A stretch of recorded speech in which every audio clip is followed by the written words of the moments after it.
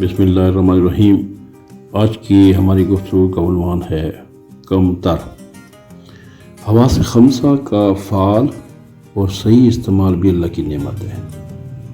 انسانی شعور میں اگر دانستگی کا پہلو غالب ہو تو اسے سوچ یا علم کہا جاتا ہے، لیکن اس میں اگر مشق یا ریاض یعنی پریکٹس کا عنصر نمایاں ہوں تو وہ تجربہ بن جاتا ہے، اور ایسے لوگ پھر ذاتی تجربے اور محدود علم کی آڑ میں مستقبل کے متعلق محدود قیاس آرائیاں اور اندازے لگانا شروع کر دیتے ہیں، جو کبھی کبھار صحیح بھی ہوتے ہیں، لیکن ان پر یقین نہیں کیا سکتا، کیونکہ مستقبل کا حتمی اور مکمل علم تو صرف اللہ تعالیٰ کے پاس ہے۔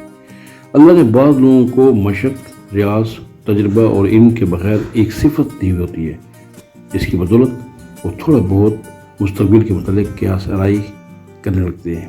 یہ خوبی ہر ایک کو نہیں ملتی۔ اس صفت کا نام ہے چھٹی حس، جس کو سائنسی زبان میں میٹا فزکس یا پیرا سائیکالوجی بھی کہتے ہیں۔ بس یہ بات تسلیم کرنے میں کوئی مذائقہ نہیں کہ خوبیوں کے اعتبار سے تمام انسان ایک دوسرے سے مختلف بھی ہیں اور افضل بھی۔ کیا پتہ جس کو آپ کم سمجھ رہے ہوتے ہیں آپ اس سے بھی کم تر ہوں۔